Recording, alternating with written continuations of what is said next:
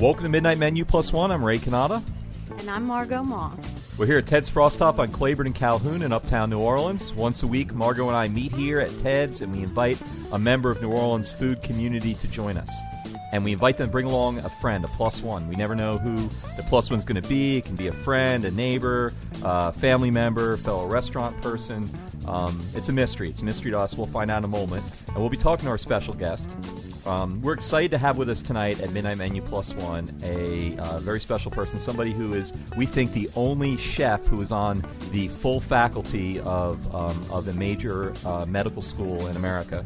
So this is a first for our show, and it's also maybe one of the first times America's been introduced to someone like this. So we're very excited about that. What's the matter? All right. What is all this stuff I have on here? Doesn't matter. All right. Well, so Margot, what did you do this week? Anything interesting, food-wise? I did have a noteworthy experience. I'm drawing a blank on the name of the facility, but it was a cooking school in a historic home in Central City, and the chef from Brightson's, Frank Brightson. Wow. Taught one of the classes. Come on. And Chef Gerard taught another. And it was a surprise birthday party, and it was an incredible experience. Not for you. It wasn't your surprise birthday party. No. But you were in for on the my surprise. brother. So I was, yeah. And It's for Kyle? Or? yes, Oh, Kyle. wow. And it was amazing because these are two incredible chefs, and I learned all kinds of neat things. That's so cool. Was that your idea? No. His wife's idea? No, my mother's actually. Your mother's idea. That makes sense. Who can't even boil water. Right. But there was everything from for her all the way to my brothers are amazing cooks. So, Wow. and I'm somewhere. So it's just for your closer to family, my or mom. was it friends there too? And how big was it? It was 25 people. So cool. And the 25 historic people. house is related to you guys, or just No, something no, you no, no. rented for this No, purpose? it's a program. I see. I Oh. don't. I'll have to on the next show. I'll tell you the name and the. But they every week they offer classes, group or private. Wow. It's a school, That's New really Orleans Culinary Institute or something like that. I'm not quite sure. Wow. But did you eat anywhere interesting? Yeah, I ate a bunch of places, but the new place that I ate, sort of new to me, was the Bay Rouge, the one on Magazine right past Napoleon. And you know about the place I'm talking about? What?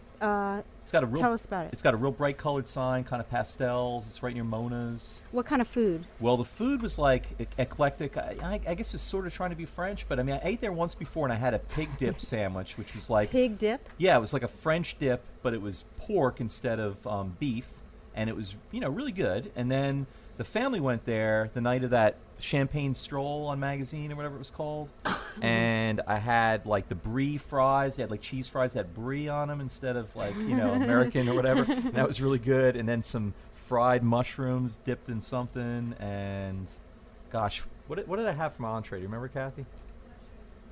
Oh, and I had a mushroom sandwich. Yeah, it was like portobello. All that those was- things? Yeah. I'm glad to hear you're eating healthy. That's good. Yeah. No, yeah. I mean, you have a healthy appetite. Yeah, I got a healthy appetite. I haven't lost my appetite. So, yeah. If you walk everywhere, you can As long as do I that. walk there, it doesn't matter. That's the Yeah. thing. Yeah, we walked like 4 miles that night, so I learned I can eat whatever I want as long as I walk. Yeah. So, Well, we'll see. We'll Maybe see. tonight. okay, yeah. Don't disillusion me, please. So I like let's, it's working well for me.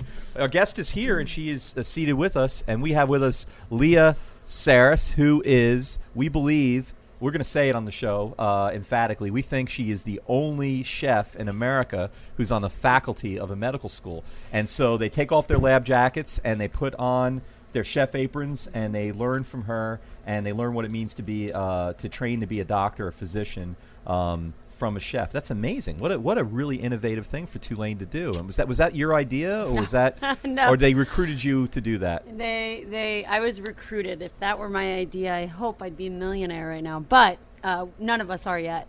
I actually was working for Johnson & Wales in Providence, Rhode Island when they recruited me. Big culinary school It has, is. yeah. Yep. And really, this is the dean of the medical school's baby, Dean Benjamin Sachs. So I will fully credit him with the reason I am here with this position. Now, did Dr. Sachs? He was. This was his brainchild, and did he go to Johnson and Wales, or did y'all? I mean, how did you get affiliated with this? Sure, it was kind of a fluke. So Dr. Sachs originally pursued this after a parent came to him and kind of suggested it, and I think he just started stewing on it and made the decision to go for it. And then he charged my boss, Dr. Timothy Harlan, also known as Dr. Gourmet, with kind of taking it under his belt, yet another position for him at Tulane, because he has a history of teaching about food and nutrition. He was a restaurant owner and chef at one point, and was good at building business. And so they actually came to Rhode Island because they formed this partnership with Johnson & Wales to do this project, because they thought it made a lot of sense. Obviously Tulane is a medical school and Johnson & Wales is a culinary school, and they're both good in what they do. And Johnson & Wales is leading degree-granting culinary school, and it just seemed to make a lot of sense. So he contacted Dean Carl Gugemas at Johnson & Wales. They formed a partnership and kind of decided to tackle this together, working together to make it happen. Mm-hmm. So they were visiting Dean Sachs and my boss, Dr. Tim Harlan, were visiting in Providence, and I had just got done talking to my boss, Johnson & Wales, kind of about advancement and what I wanted to do. And this is really right up my alley with my experience and kind of the direction I wanted to go. So she so graciously kind of threw it on my plate. It was quite funny. I was teaching a class, an afternoon lab, and my boss, Suzanne Vieira at Johnson & Wales, walked in the classroom in the middle of my lecture, pulled me out, told me she had a great job opportunity for me. She couldn't wait till the end of the lecture? No, she had to pull you out in the middle? Yeah. That's really weird. I know. Well, they're like an hour-long lecture, so I guess she just couldn't wait. She was so excited. She pulled me out. She said, I have a great job opportunity. And she said, okay, I'm going to bring him to your classroom. I was like, oh, okay. And so I had to hurry and read the job description. She ran it to me. Within an hour, they were in my classroom and kind of questioning me. And I just read the job description, but I was really excited. Wow. And so then, the classes are 6 hours long. So because you're doing both a culinary lab and a lecture piece, and you clean and eat, so it's a long, drawn-out Your class there at Johnson is- Wales. Okay. So I was teaching a freshman culinary nutrition class. And so she brought them to my classroom, and then Dean Sachs invited me to dinner with them that night. And it was during my class, so I actually found one of my colleagues who finished up my class for me so I could go to dinner with them. And it was kind of a pseudo interview on the spot. Of course, I had to go through all the formalities and, through the school, but that was really kind of wow, whirlwind start. It was. It was So, super exciting. had you ever been to New Orleans before? Yeah, actually, my best friend in the world is from here, and she's been trying to get me to move here for years. Oh, wow. So Amazing coincidence. I know. So it was an easy decision for me, and I told her that I would move here if I had, a great job opportunity. And, I didn't think it ever actually happened, but it did. So What does she do? she's a chef also. All right, cool. Oh, wow. So Yep. let me ask you, the program is called the Center of Culinary Medicine? So actually, our official name is the Goldring Center for Culinary Medicine at Tulane University. Okay. We just kind of announced that as our official name and got our new logo because of our generous donations from the Goldrings and Waldenbergs to help us open Right. our Do the kitchen. zoo and a million other things. Yeah, And, city, right, yeah. but without them, I wouldn't be here. Or we wouldn't be doing this. So yeah, we kind of announced our official name last week because we had a big groundbreaking for our new future kitchen that's going to be opening. Do you want to tell us a little bit about where that Sure. kitchen is? Yeah, it's going to be on North Broad as part of the Refresh project. It's the old Schwegmans building, and it's pretty much this old dilapidated building that hasn't been used since Katrina. And we're going to be housed with Whole Foods and Liberty's Kitchen. And we're all going to have Great. I areas love Liberty's in there. Kitchen. Yeah, Yeah. so they're going to move their commissary operation there. And we're going to have a 4,500 square foot kitchen with 8 cooking stations, and we can accommodate up to 20 people in this teaching kitchen, in a beautiful state-of-the-art demonstration area where we can do events, cooking classes, different types of outreach, kind of what we're doing now, but in a larger capacity. It's going to be great because a lot of what we're doing is the collaboration piece. So, I can, for instance, take people. I can take them on a shopping trip right next door, and to tell them how to shop. And we can talk about reading labels and where to go and what to look for or not look for. And we're all kind of, I've always been a firm believer that rather than having 20 organizations with different goals, with same goals, going different directions, why not come together and make a bigger impact? So we're all kind of coming together to make an impact on the health of the immediate community and just the New Orleans community. So you're going to be Great. training medical students exclusively, or also No. some chefs in the community? Is that the deal? Our main focuses are on med students and community members. And we already offer free community cooking classes where we teach all the basics of shopping, like I said, menu planning, what is healthy eating? How can we do it in a way where the food tastes good, it's still appealing? How can we adapt it to your diet that you're already eating rather than making these really kind of crazy off-the-wall changes? It's very hands-on cooking class. So the community people will be mixed in with the med students? They'll be taking the same classes? No, a lot they're of times, different. or? So Okay. the med student class is a little more clinical, obviously. What does that look like for the what? I'd like to focus a little bit on that, like Sure. why this is so profound Yeah. for medical school. Medical schools in general don't have a lot of nutrition education. I believe they have a recommendation from the American Medical Association of somewhere around 24 hours of nutrition. 24 hours, that's it. Total, yeah. And a lot of them don't even meet that goal. Okay. And it's around that number. It's not perfect, but I know it's in the 20s. And so I think we all realize that there's a real gap in nutrition knowledge with physicians. And, they might say you need to lose weight, but they don't know how to tell you to lose weight with eating. So really I don't want to make you think we're just focusing on losing weight, because that's not necessarily our primary goal. Because a lot of what we talk about is the quality of ingredients that people Okay. eat. But just getting them, to help make an impact in their patients' lives for preventative medicine through food, and to treat illnesses through changing our diet and lifestyle rather than just with a bunch of medication, as a lot of people like to do. Yeah.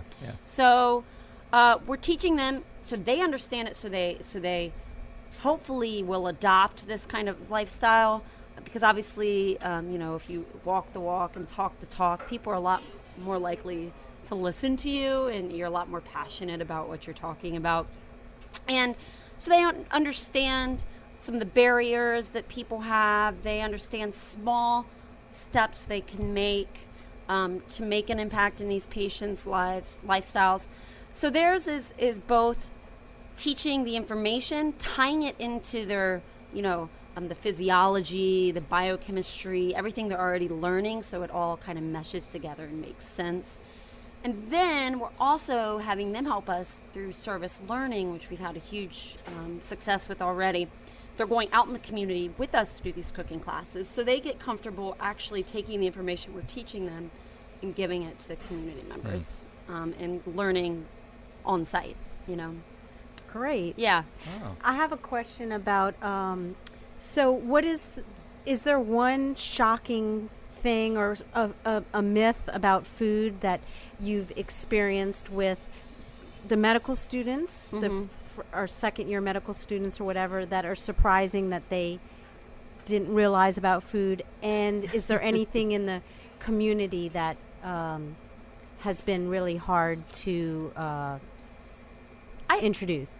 I think in general, one of our biggest challenges is sorting through all the different diets and different information that people are hearing from all over. Very contradictory. Yeah, all these different crazy low carb, high carb, low protein, high protein. Don't eat this, eat that. Eat lemon peel, and you're going to live for 500 years. So what we're teaching is really the evidence-based nutrition. And we're teaching people to be a little more discerning about what information they listen to. And I would say in general, that's the biggest challenge because people come in all the time. And I think medical students are a little more, because they're science-minded, they're a little more oriented. But even them, sometimes, they hear some myths that they question or something that just hasn't been really researched thoroughly yet. So. But It's nothing like- stands out. Nobody's asked like something that really is like shocking or like. No, I think I'm more shocked on the kitchen skills when they'll get like a scrub brush and start using it as a broom. It's more usually those types of things. So it's more the culinary skills, I think, that I'm more surprised because they're very with med students especially, they're very structured and sometimes they're doing things that don't make it doesn't seem like they have a lot of common sense sometimes, or they'll just have a hard time like folding something when you're making a dish. Like it's just so methodical. Motor skills aren't great. They've been like studying for 4 years, so But I will they've forgotten how to say- move. I Yeah. will say some med students have better knife skills than some of the culinary students. I talk to. I hope so. Yeah, I know. Wow. With the Eventually we need it. scalpels. Right. Well, your +1 has just sat down, and we recognize her. This is a first. You are the first return guest. Wow, We didn't I feel plan this, honored. but this Yes, is pretty cool. please. You're obviously very, very popular with chefs in this town. So, I'm just Well, lucky to be people can't surrounded see by her, brilliance. so you Tell have us who you are. to you have to tell us who you brought and All right. why y'all are All why right. you brought her. Sure. So this is my best friend who I was talking about. Yes. April Bello. She's one of the co-owners of Killer Po' Boys. Yeah, love 'em. And we've been best friends since 2001. We went to culinary school together at Johnston Wells in Wow. Providence. And she's the one that was, pushing for me to move here for so many years. begging, so. really. begging every When time you we first talk. moved here, Cool. April, or just because you thought she would love it here, or Well, you missed her? I'm from here, and of course I missed her. That's the real reason. It's like having it's no different than a long distance relationship with someone that's you're romantically involved with, because this is my best friend. Like, there are things that I would never tell Camille that, she's the first one that gets the call, for, and vice versa. So, after visiting one another across the United States for 5 years, 6 10. years. 10 years. I can't count. I can Almost, cook. yeah. I can't count. But yeah, it was, just constantly turning to me, begging her to just to come on and move down. If the weather was shitty up there, it was, see why you should be living in Louisiana? It's 85 degrees right now. It's sunny. Yeah, we were looking for an excuse to be close with each other again. You don't, as you get older, you get more responsibilities. Those the opportunities, the windows get smaller and smaller. So, and New Orleans is an amazing city. So You don't want to waste 1 minute longer than you need to not living here, basically. Yeah. Basically, I think any interesting person needs to move here as fast as possible. So yeah, I'm really glad. I You should agree. be super grateful for your friend for encouraging I you. really Yeah, am yeah. very grateful, and I'm very grateful to have her here because she's made the transition a lot easier than I'm sure some people have it. So. That's neat. And but before you went to culinary school, where are you from? I'm from Ohio. Oh, Ohio. Southwest okay. Ohio, kind of near Cincinnati. Yeah, I kind of left. I mean, So do you ever I make love like the that Ohio, chili but I left. stuff on top of the spaghetti that Oh, they do in Skyline Cincinnati? chili. Yeah. Oh, What is yeah. that? She I don't brought know me what to that that. is. Yeah. What is that? that's Whenever I my go to Cincinnati, that's all they want to feed me. They want to give me that all the time. Skyline chili, baby. So Skyline chili is a very big Cincinnati tradition in food. Basically, they make chili and they put it on top of spaghetti. They'll call it a 3-way, a 4-way, a 5-way, put other ingredients on it.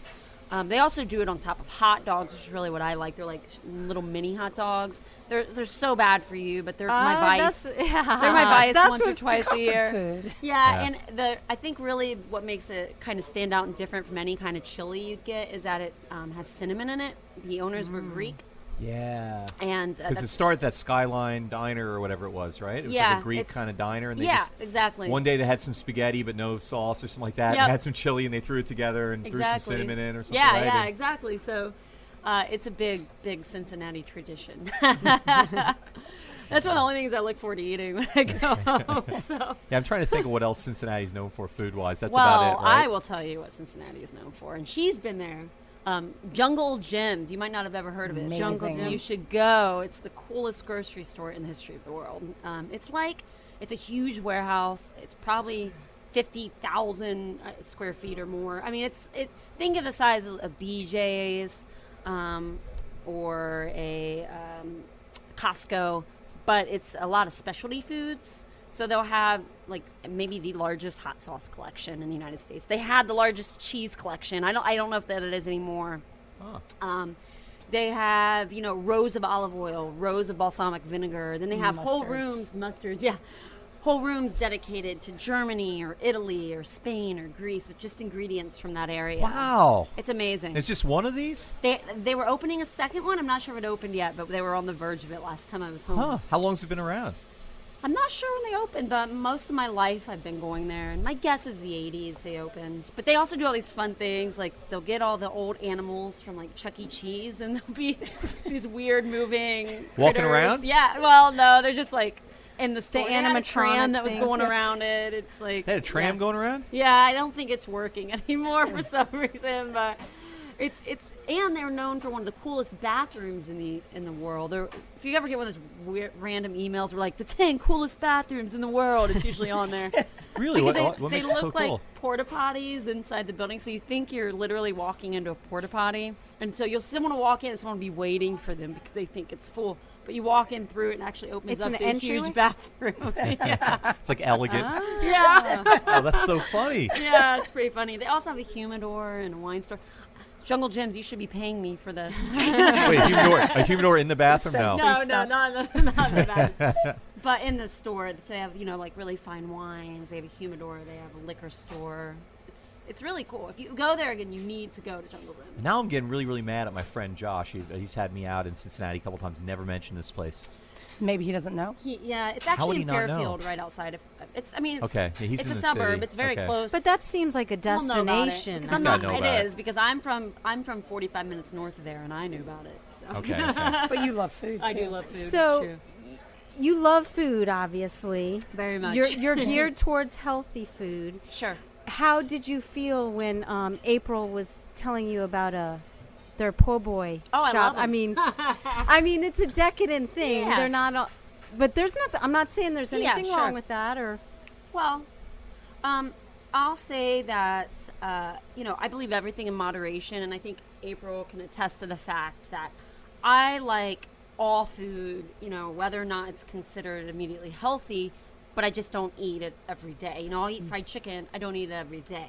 That's great. So that's really how it should be. And with their po' boys, I eat them often. I'll y'all help use out. such great ingredients. Yeah. We have the Well, only that vegan fresh- po' boy in town. That was my next point. I actually don't feel like what I'm eating is horribly. They use great quality, fresh, local ingredients. They add lots of vegetables to it. Yeah, the vegan po' boy with nice roasted vegetables and a red bean puree is really good stuff. It's a perfect example of something healthy tasting great. Exactly. So that, do you have a hard time convincing people in the community that something healthy can taste as good? Like, a lot of people, yeah, that's always a barrier I have to fight with. But I love your blind taste test with the spaghetti sauce. Yeah. You do. what That's is fun. this? So I do this for my intro classes for both the community and the med students, where we make kind of a gold standard spaghetti with just a red sauce, meat, and white pasta. And then we do 3 other versions, which increase the vegetables, decrease the amount of red meat. We really boost up the flavors. And actually, as we go through these versions, we start to incorporate lentils in one of them to replace some of the beef, which people are like, what are these little things? I've never even heard of them. Or, I see them at the store. Do they I have don't know what to lentils? do with Yeah, them they do. before. Yeah, they are. They're everywhere, actually. So, and then the 4th version is actually vegan, and we use just lentils for the sauce. So, and then we portion it out all in the same portion. We talk about the caloric content, the fiber, all the nutrients in it. And then we talk about the look of it. Does it look good? Which looks the best? Which tastes the best? And it's very rare that anyone likes the gold standard version. Wow.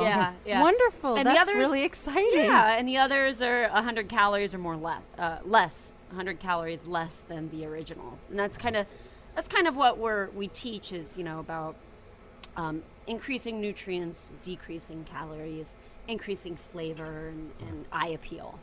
So I think it's a fun intro class to do. Yeah. There will be sometimes when I give that class like 3 times a week and I'm really sick of spaghetti, but I think it's a really good example of how eating healthy and can actually look better, taste better, and actually be less expensive. So okay, yeah, I would like to know a little bit more about that Yeah. because I would imagine that would be one of the first questions people, because they think, oh, I can get my kids in the car and go get fast food quick and cheap. Yeah. But isn't that, I mean, you can cook healthy You can. and for reasonable, right? And Absolutely. Everything we do is under $2.50 a portion. Wow. And by doing things like cutting down on the amount of meat, which protein tends to be the most expensive part of the meal, watching our portions, increasing vegetables, using seasonal vegetables, lots of nice whole hearty grains, legumes like beans, they're cheap. It's actually much cheaper. So that is something we constantly struggle with as the barrier. But I think when people go through these classes, they understand that eating well can be actually more affordable.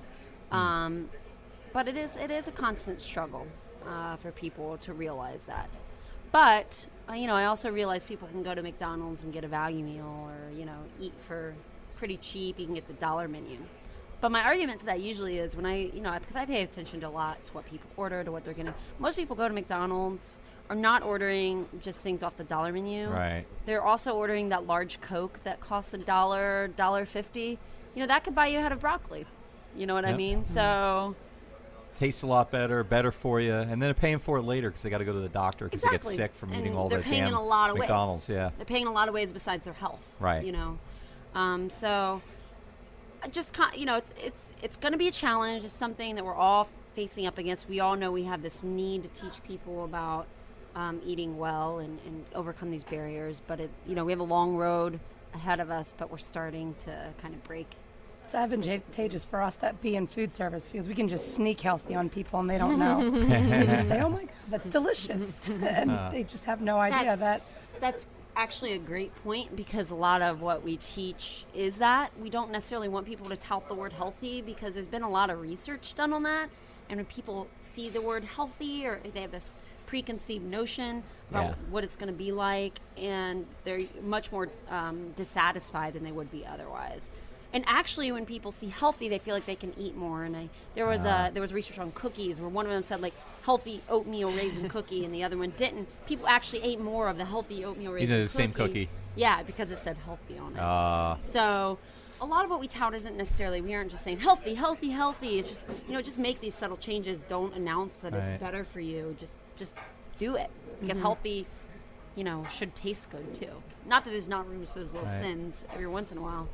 But So I'm more guessing. enjoyable. So you were doing stuff sort of like what you're doing now, different but sort of in some ways. You were Yeah. teaching and all that in Rhode Island, and then you come here, and now you have a little different focus. So you're probably learning a ton because you're I'm learning a lot. constantly being challenged by med students. They think they know it all. Oh, yeah. Probably some of them, and you have a different Incredibly focus smart. on. So you're learning I bet you're I'm just learning learning so incredible much. amounts of stuff, and then Yeah. and then you have your friend who's got a restaurant, and you're sharing this stuff together. So Yeah. so is there like times where like you grab April and go, I got this great idea. This would save you money and be healthier and be tastier, and She like are you knows. are She's you on like the same sharing some of the track. insights that you're She knows receiving? it all. Like we eat very similarly, and she's like me. We She eat a lot teaches of, me already.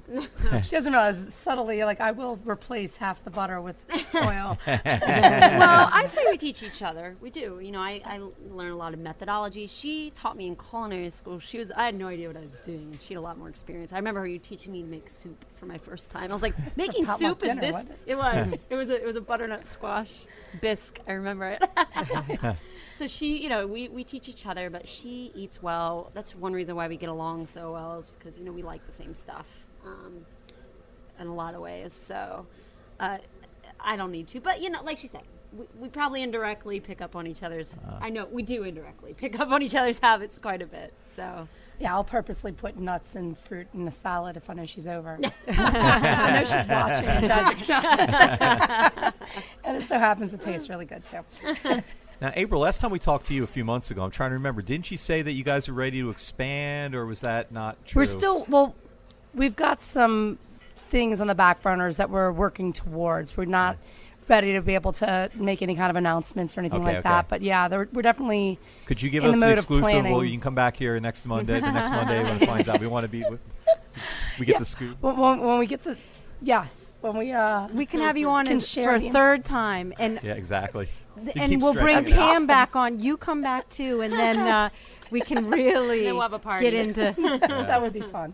I just remember you making it sound like it was something really big you're really excited about. Yeah. It is, and it I just hasn't can't. happened yet. Yeah, Okay. it's just Okay. time is not allowing it right now. Okay. We'll be happy with what you got right now too, because Killer Po Absolutely. Boy's awesome. Yeah. We're so lucky. I mean, people have been really responding to us graciously. I mean, we just got written up in Bon Appetit. A couple chefs came and visited us, and they featured our non-fried shrimp po' boy. Nice. And that just resulted in us selling like 100 pounds of shrimp a week.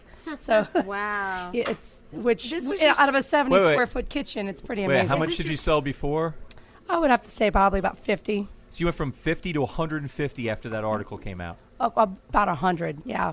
Wow. And we're peeling. Keep in mind, we get it fresh every day, and we peel it every day.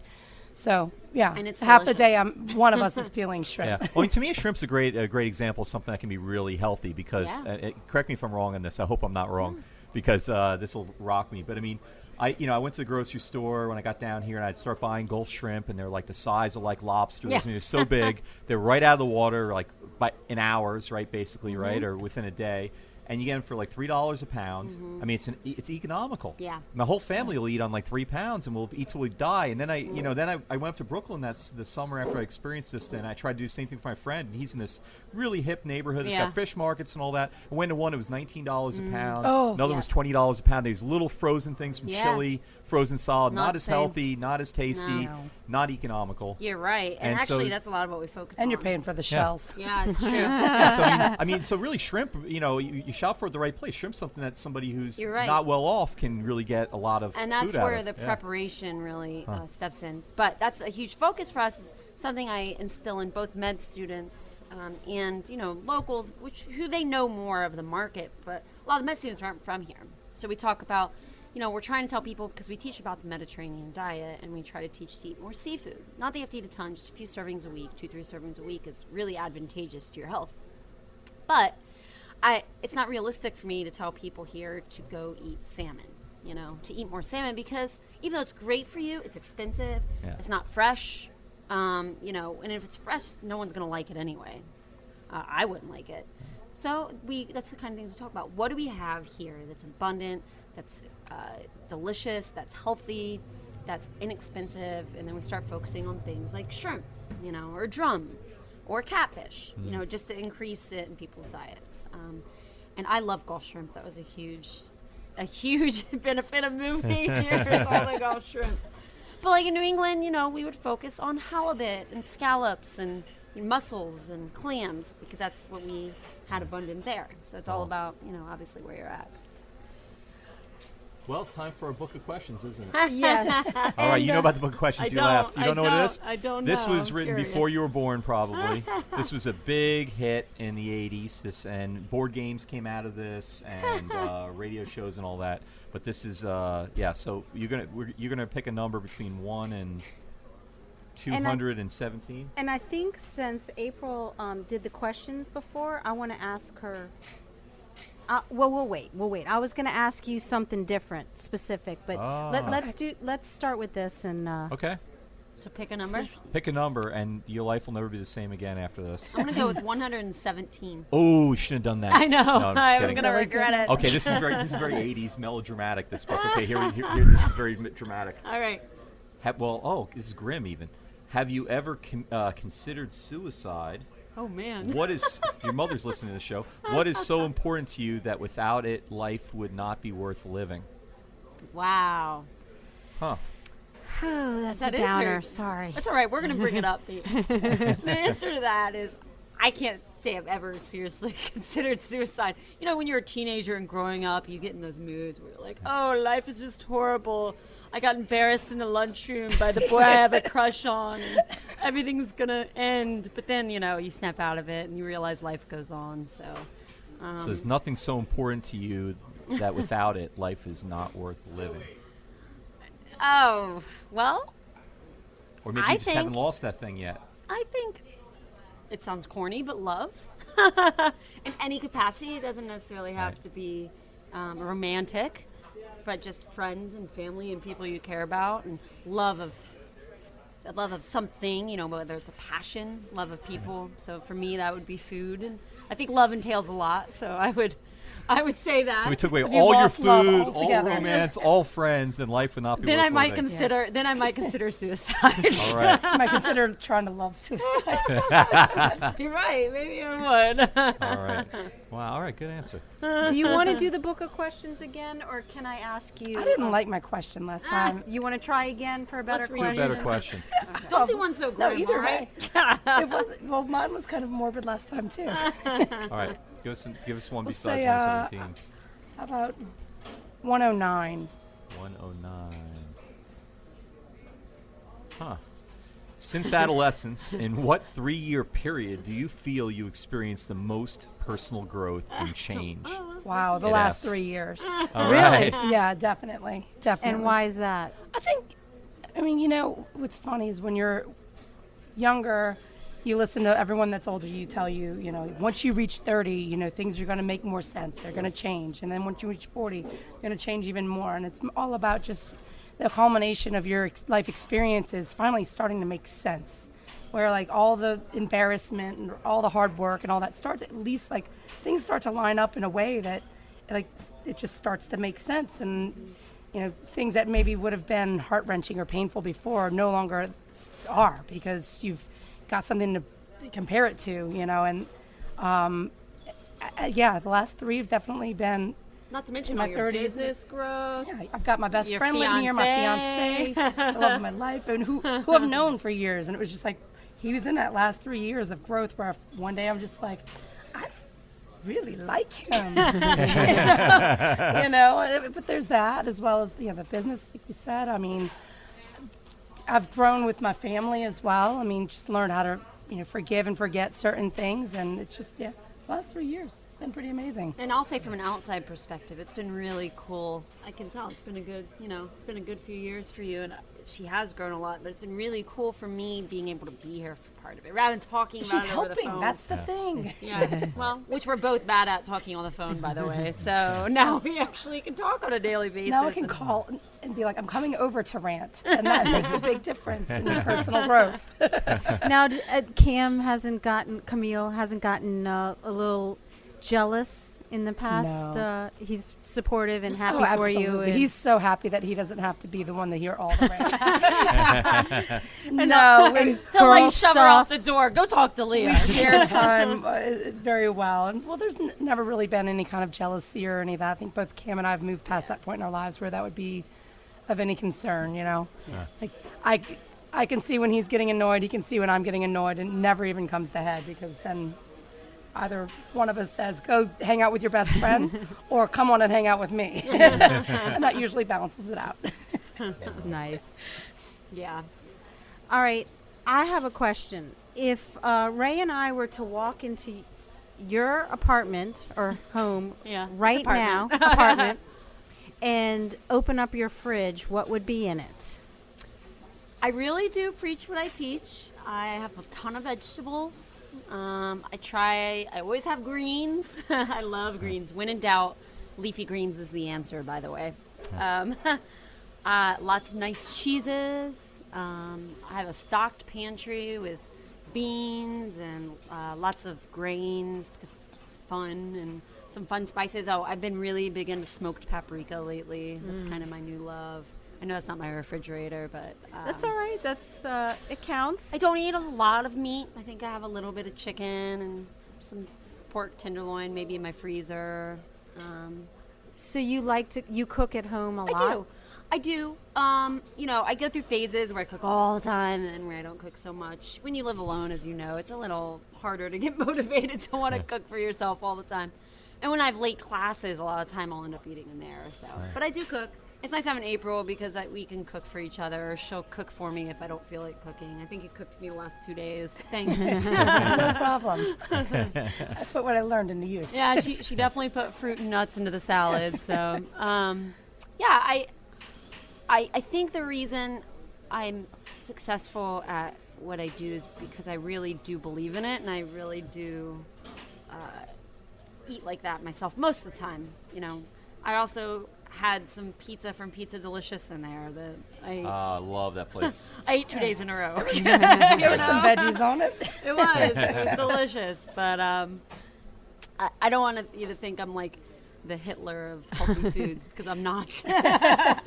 But everything in moderation. So, yeah. Okay. What about you, April? What's in y'all's? Pretty much the same. Our fridges are almost identical.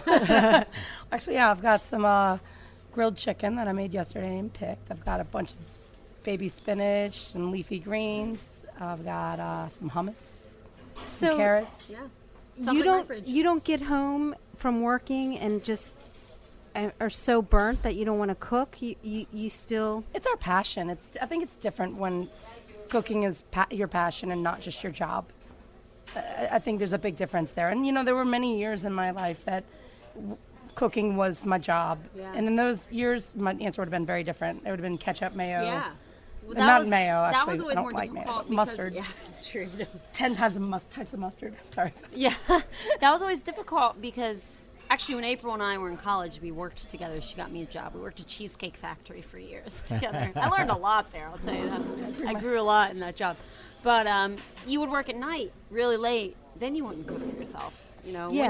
When you're in a restaurant, you're working dinner like a lot of cooks and y'all do. are open till midnight, right? Yeah.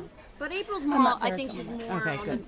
the managerial. She's kind of doing more behind the scenes. You And I'm work in the AM restaurant too. and she works in the Yeah. mornings mostly. So I think that leaves the evenings more open. So, same with me. I'm mostly working a 9 to 5-ish type job. So having those evenings open really does make a big difference. I've also learned too that this is something that I neglected for a very long time, but eating breakfast really sets the tone for my entire day. Oh yeah. And that's one of those things I've been adamant about doing. So I always have things in my fridge for that, be it some milk for cereal or And it can be that simple. it could be eggs, whatever. But if I set that pace for my day, my entire life kind of changes. And when I don't, and I do hit points where I'm too tired, especially after Jazz Fest and stuff like that, then everything around me starts suffering, especially my daily performance. So I think that's kind of what you mentioned is kind of valid too, because it's not like we cook these gourmet crazy meals all the time. A lot of it's taking leftovers and making a taco out of it. Or, there's always tortillas. yeah, I love tortillas. You can make a taco out of anything. You can. Cereal with almond milk and a banana is one of my go-to breakfasts. So it's I take 5 minutes. So, but like April, I have to eat breakfast. You don't want to see me if I haven't eaten breakfast Oh, no. or eaten at all. I get very grumpy. I had an ex that said it best. He said, "You're much more pleasant when you're fed." And I said, "Okay, feed me. You're right." I like Renee's term, hangry. Angry. I get very hangry. It's true. I recently went to I don't know if it's called a conference, but Dr. Andrew Weil was one of the lecturers, and it was doctors in different fields, and it was all about food, and I wouldn't say food as medicine, just food as medicine, but it was the most shocking thing to me. It wasn't shocking, Yeah. but it really was exciting to hear. Like you said in the beginning, there's so many diets out there, and there's so much information which you think is great, but it's so confusing. Yeah. And a lot of these people were asking questions about specific, how to treat specific disorders and diseases, and about vitamins. and I was really excited to hear, and I'm just curious to know what you think about this, is that he said, and he sells vitamins. I mean, his company has, but he said people do not need to take 10, 15, even that many vitamins a day, that everything you get, everything your body needs, you can get from food. And that he only takes 3 things a day, and one of them is aspirin, and the other 2 one was ginger, and all those vitamins could be cooked in food or prepared in Isn't there food. even research that shows that vitamin pills don't actually deliver what You're right. the things are supposed to be in their natural delivery system? So They're not absorbed. they're not absorbed the as same well. way. Yeah. Yeah. You're absolutely right, and that's why we say food is medicine. You know, I'm not a fan of multivitamins. There are certain things that certain people might need. There's only really like less than 5 things, I would say, that myself or doctors should really recommend to people. But unfortunately, I think that's more the norm now. People just take their Flintstone vitamin and they think they're healthy, or their fiber pill. I'm like, you don't need a fiber pill. Eat vegetables, eat some fruit. I was having this discussion with my mom the other day. She said someone put her on a multivitamin. I was like, Mom, just eat vegetables. You really don't need it. You're right. Yeah, I mean, I saw a study that said that people that take multivitamins are less healthy than people that start out with the same problems that don't take them. And I think it's because maybe they eat less good food. They think they've have gotten a free ride. Yeah, they Yeah. think, oh, I'm And- taking my vitamins. Let me go eat fried chicken for dinner. And if you get the vitamin C from a lemon or get it from a vitamin pill, it's always going to be better to get it from the lemon, Absolutely, I think, right? you'll get more. Yeah. You get it in the proper proportions. Right. A lot of things when you take multivitamins will actually block absorption of vitamins of other vitamins. So, and some work better together. But when you get them all at once like that, your body doesn't absorb a large amount of it. So you're absolutely right. And the good news is people start asking me very specifics, like, well, I heard that if you eat, too much fish, you'll get mercury poisoning, and I really heard that beets are like have this. I'm just giving an example that I won't ever get cancer if I eat beets every day for the rest of my life. And I tell people not to get involved in the nitty gritty. Just eat well, eat a variety of fruits and vegetables. Eat lean proteins, eat seafood when you can, less meat. Eat lots of legumes. Don't worry about specifics. Just eat healthy, and your body will generally take care of yourself. Now, there are some instances when, like, for a vegan, getting enough iron in their diet is really difficult. Getting B12 in their diet is very difficult. They will probably have to take supplementation. But that's something that people should talk to their doctor about instead of really self-diagnosing. Well, it was exciting for me to hear these influential doctors say things about moderation and the things you're discussing, because people get desperate, and they they need to advocate for their health. So it's understandable, but it's definitely can be too much information distilled and I think given it's also very intimidating to people who they say, how can I possibly eat 5 or 6 servings of vegetables a day, because they think they have to have a heaping salad all the time. But I try to teach them that, like, whatever you're eating, just incorporate veggies into it. So I eat an egg sandwich in the morning. Now, an egg sandwich can be very unhealthy. It can be a biscuit with egg and cheese and sausage or bacon on it, which is really has barely anything good in it. A little calcium, maybe, lots of sodium. Or you can take a nice, whole grain English muffin or bread and do an egg, which is an excellent source of protein. And I add spinach and tomato or other seasonal vegetables with just a little bit of cheese. Like I use a nice sharp feta or some Parmesan, which really just adds a nice little umami balance to it. Interesting. And it's so filling, you need more less filling. cheese, but you still taste it because Yeah, it's sharp. exactly. Yeah, Just yeah. a little bit of, aged cheese, and pile the veggies on so it's nice and filling, right? Right. Get tons of fiber. But it's something as simple as that people can make changes in stuff they're already eating. So you don't have to have, carrots on every meal. Why don't you just chop up some onion and broccoli and put it in your pasta that you're already eating? Instead of your spaghetti, add some peppers and mushrooms and onions and garlic to it. You're already making it, just add these things in it, take away a little bit of the meat. So it's not Great. it's not a hard concept once people see it, I think.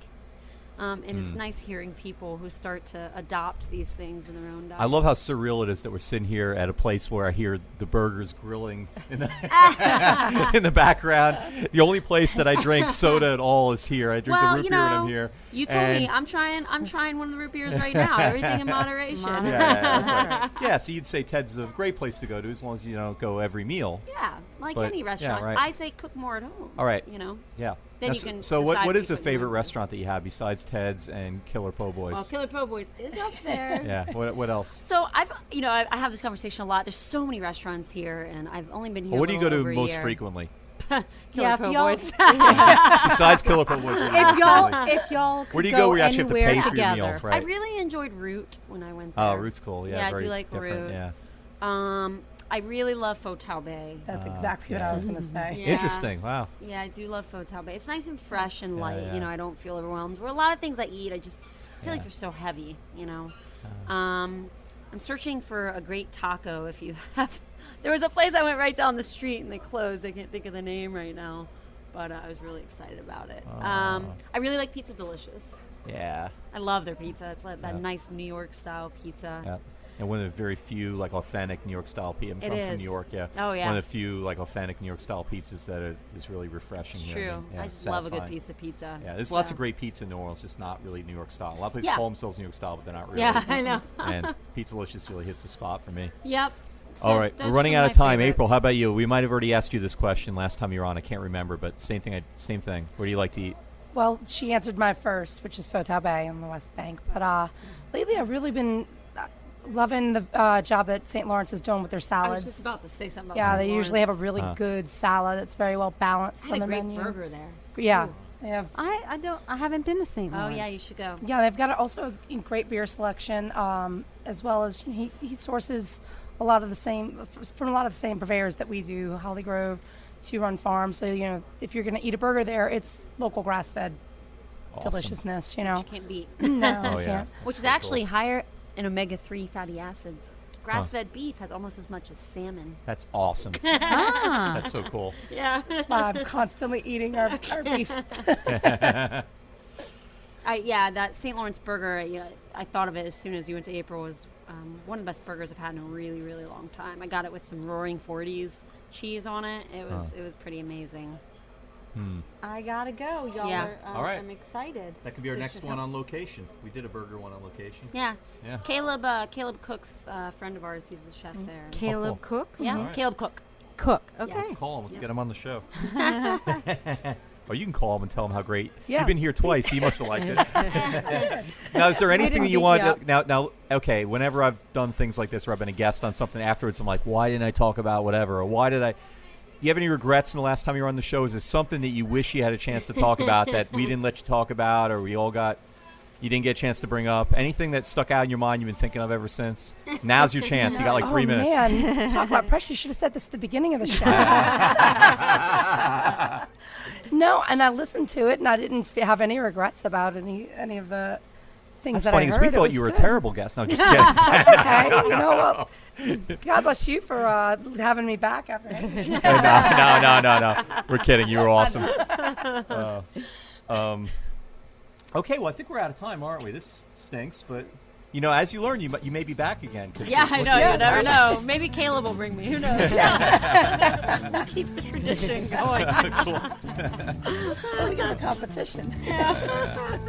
All right. Well, our special guest tonight on Midnight Menu Plus One was Professor Leah Saris, who Chef Sarah. Yeah, they call me Chef Sarah or Chef Leah. Saris. Chef Leah. I like to call you Professor. That sounds cool. 'Cause we I haven't know. had a I professor. feel like I have a lab You've coat been on. promoted.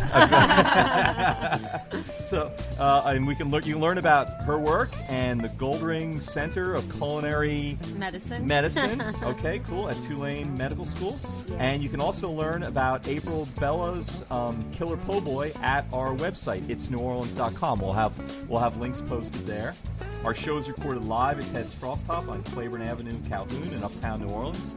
Ted's is open 7 days a week. You can come here anytime you want, serving first-class burgers, beer, and an awesome homemade root beer in a frosty mug. Midnight Menu Plus One is produced by Grant Morris. Chris Keogh has been our technical director. The fabulous audio quality of this show is brought to you in part by PreSonus Audio Electronics. PreSonus makes some of the best audio recording and live sound products, including Studio One music production software, Studio Live digital mixing consoles, Aris studio monitors, and a lot of other things that I don't understand, but everybody says are really great. Visit PreSonus.com for more information. Maybe you can learn about it. You can get in touch with us here at Midnight Menu Plus One by going to our website, itsneworleans.com, and from there you can follow us on Twitter, find us on Facebook, sign up for our mailing list. It's endless. If fans, you can just spend the whole week learning more about Margot and I and this show. It's amazing. And you can also, and if you ever do run out of time from doing that, or you ever have more time, then you can go into the other shows. There's plenty of them in our network. Besides Midnight Menu Plus One, there's also Happy Hour, Mindset, True to the Game, Win-Win, and Out to Lunch, and some others. If you're listening to the show on iTunes, thanks for subscribing. Maybe you should take a minute to rate us and review us. That helps other people finding us. Midnight Menu Plus One is a production of INO Broadcasting for itsneworleans.com. Until we meet again here at Ted's Frost Top, I'm Ray Canada. Good night. You didn't say you were Margot Moss. That was Margot Moss.